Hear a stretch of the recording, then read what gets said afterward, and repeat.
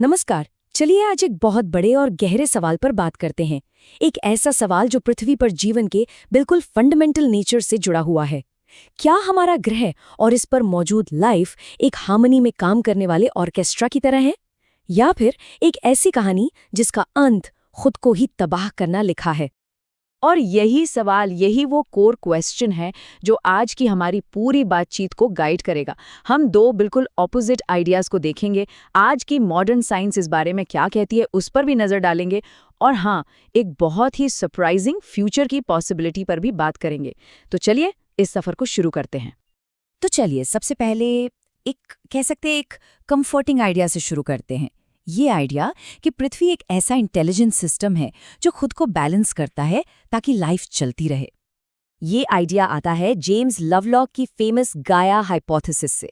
ये कहता है कि लाइफ सिर्फ पैसिवली एनवायरनमेंट में एग्जिस्ट नहीं करती, बल्कि एक्टिवली उसे शेप करती है, उसे अपने लिए, अपने सर्वाइवल के लिए बेहतर बनाती है।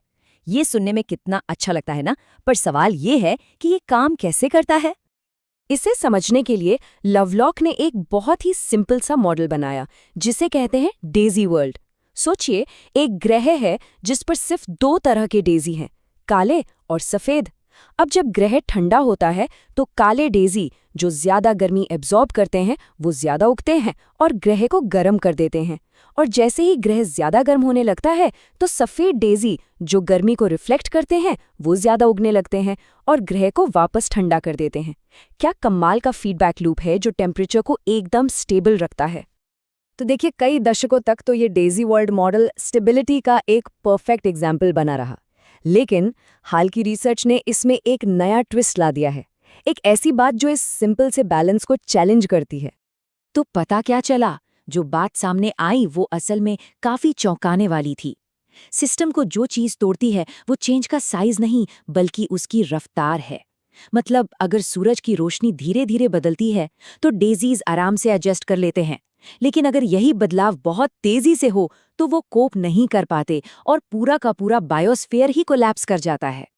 तो मतलब की टेकअवे क्या है? इसे कहते हैं रेट इंड्यूस्ड टिपिंग। मतलब टिपिंग पॉइंट जो बदलाव की रफ्तार से आता है, उसके साइज से नहीं। सिस्टम के पास सर्वाइव करने की कैपेसिटी तो थी, लेकिन चेंज इतना तेज था कि उसे मौका ही नहीं मिला।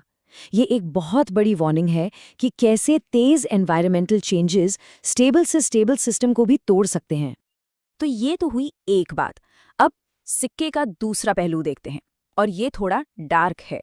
क्या हो अगर लाइफ खुद ही जानबूझकर नहीं, पर अपने नेचर की वजह से ही अपने विनाश का कारण बनती हो?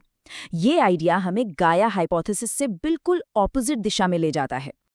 इसे नाम दिया गया है मेडेया हाइपोथेसिस, और ये नाम एक ग्रीक मिथ के कैरेक्टर पर है जिसने अपने ही बच्चों को मार दिया था। और ये हाइपोथेसिस कहती है कि लाइफ, खासकर कॉम्प्लेक्स लाइफ, खुद ही अपने विनाश की तरफ बढ़ती है। और जब हम पृथ्वी के इतिहास में झांकते हैं ना, तो इस डरावने आइडिया के सपोर्ट में एविडेंस भी मिलता है। जरा सोचिए द ग्रेट ऑक्सीडेशन इवेंट के बारे में, जब शुरुआती माइक्रोब्स ने एटमॉस्फेयर में ऑक्सीजन भर दी, जो उस वक्त की ज्यादातर लाइफ के लिए एक जहर थी। या फिर स्नोबॉल अर्थ के बारे में सोचिए, जब शायद पौधों ने इतनी ज्यादा कार्बन डाइऑक्साइड सोख ली कि पूरी पृथ्वी ही जम गई। ये सारे इवेंट्स दिखाते हैं कि कैसे लाइफ खुद ही मास एक्सटिंक्शंस की वजह बन सकती है।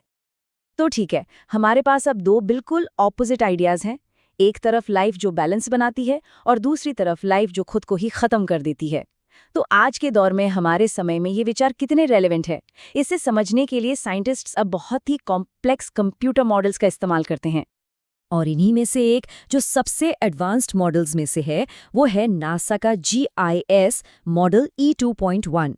ये हमारे प्लैनेट के कार्बन साइकिल को समझने के लिए एक अनबिलीवेबल रूप से पावरफुल टूल है। तो ये मॉडल हमें बताता क्या है? आसान भाषा में कहें तो मैसेज बिल्कुल क्लियर है। मॉडल ये दिखाता है कि फ्यूचर में जैसे जैसे क्लाइमेट गर्म होगा, हमारे प्लैनेट के इकोसिस्टम्स में बहुत बड़े बड़े बदलाव होंगे।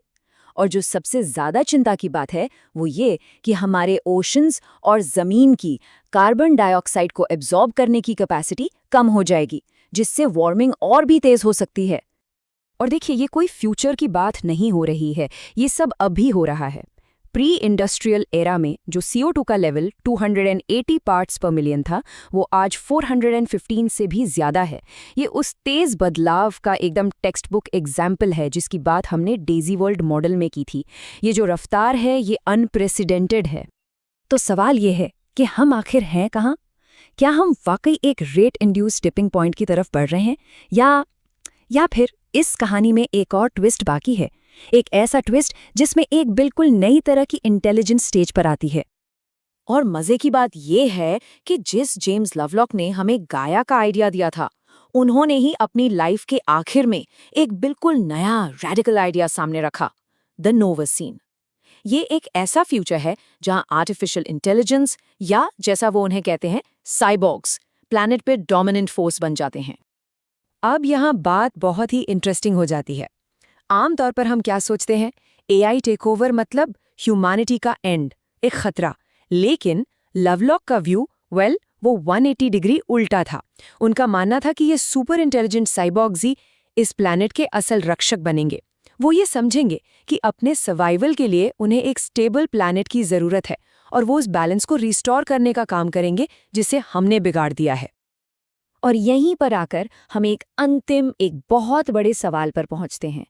क्या हम मीडिया की तरह अपने ही विनाश की कहानी लिख रहे हैं, या फिर हमारी सबसे बड़ी क्रिएशन यानी आर्टिफिशियल इंटेलिजेंस एक नई तरह की गाया बनकर इस ग्रह को बचाएगी? हमारा भविष्य शायद इन्हीं दो संभावनाओं के बीच कहीं अटका हुआ है।